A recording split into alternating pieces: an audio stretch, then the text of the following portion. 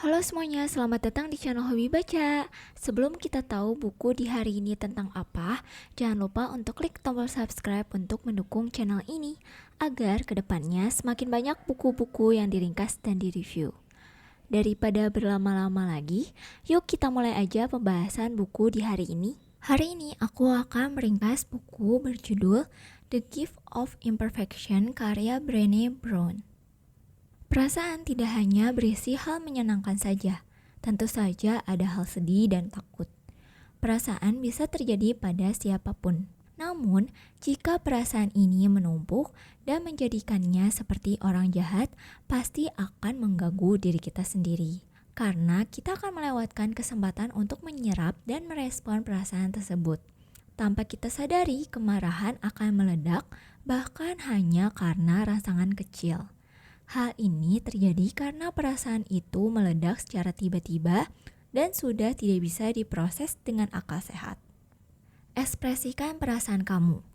Jangan menahan perasaan, bukan berarti luapkan perasaan sesuka hati. Karena meluapkan perasaan bukan berarti kita menjadi lega, tetapi malah akan membangun masalah baru. Tekanan darah akan naik, mengalami gejala fisik seperti tubuh gemetar, dan lainnya. Jangan meluapkan perasaan, tetapi ekspresikanlah. Hal ini bisa dipahami dengan mengetahui fungsi perasaan, yaitu sebagai bentuk komunikasi. Untuk bertemu dengan orang yang bersimpati pada kita, maka mereka harus mengetahui kondisi perasaan kita. Untuk menyampaikannya, maka kita harus mengekspresikannya. Karena perasaan adalah energi. Kita perlu mengekspresikannya agar energi itu tidak menumpuk. Mengekspresikan perasaan diberikan untuk menjaga kesehatan mental. Jangan terlalu lama larut pada perasaan buruk. Perasaan memiliki karakteristik agar bisa meluas dan menyebar.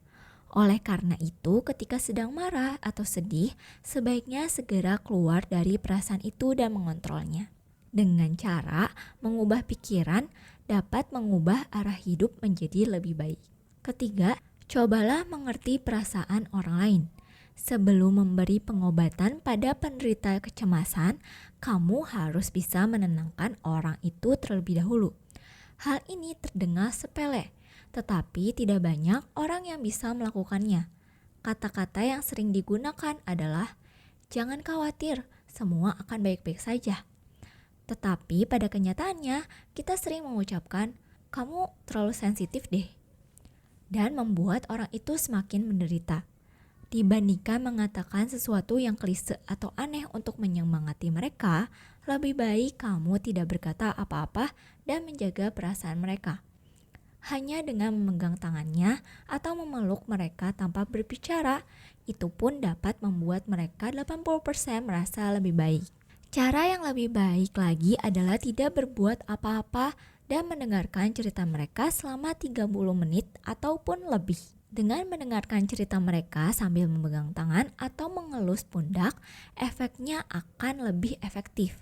Karena hal itu berarti memberi sinyal bahwa mereka baik-baik saja. Kita harus memahami beberapa hal. Melepaskan ekspektasi atau pikiran orang lain tentang diri kita dan memiliki kisah kita sendiri.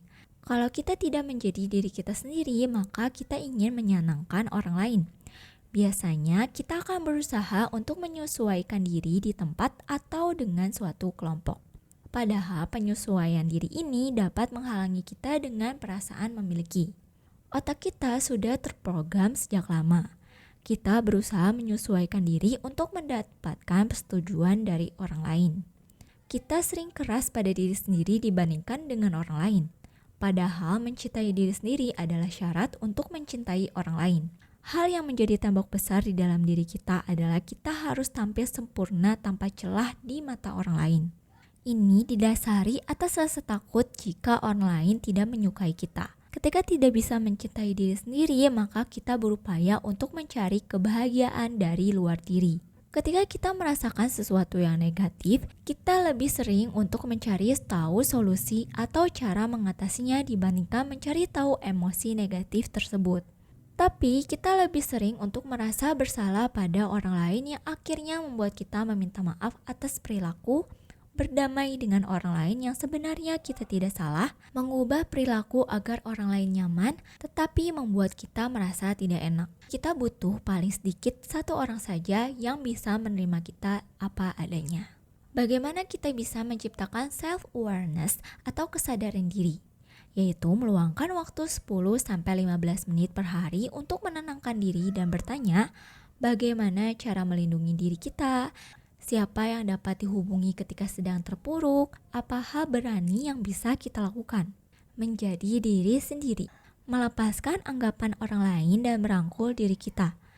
Orang akan sulit memahami mengapa kita berubah. Kebanyakan dari kita merasa malu jika dipandang egois atau berfokus pada diri kita sendiri. Di dalam masyarakat pun sudah terprogram bahwa perempuan harus langsing, sopan, agar tetap berada di garis aman masyarakat dan tidak dibicarakan. Padahal hadiah terbaik untuk diri sendiri menjadi diri kita apa adanya dan berjalan sesuai dengan pilihan kita meskipun harus melawan arus. Mengorbankan diri untuk pendapat orang lain bukanlah hal yang layak untuk kita lakukan. Perfeksionis. Kita berpendapat bahwa jika kita terlihat sempurna, maka kita akan mengurangi atau menghindari rasa sakit dari pandangan orang lain seperti disalahkan, dihakimi, dibicarakan dari belakang, dan lainnya. Padahal berfokus pada orang lain akan menghambat keberhasilan, kita pun akan mengalami depresi, kecanduan, kecemasan, perasaan takut karena kegagalan atau kesalahan, ataupun mengecewakan orang lain. Bagaimana caranya agar kita melepaskan pikiran perfeksionis ini? Yaitu merangkul ketidaksempurnaan dan mengenal diri kita sendiri. Dengan mengingat ketidaksempurnaan, maka kita akan selalu mengingat bahwa semua sama dan mempercayai kemampuan diri dan menjadi diri kita apa adanya dengan ketidaksempurnaan yang kita miliki. Tidak masalah jika kita tidak sempurna. Yang harus kita lakukan adalah menerima diri kita apa adanya dengan segala ketidaksempurnaan yang kita miliki. Hidup akan tetap indah jika kita menjadi apa adanya, bukan sesuai dengan harapan atau ekspektasi orang lain. Terima kasih sudah mendengar video ringkasan buku The Gift of Imperfection karya Brené Brown. Semoga video ini bermanfaat dan sampai jumpa di video selanjutnya.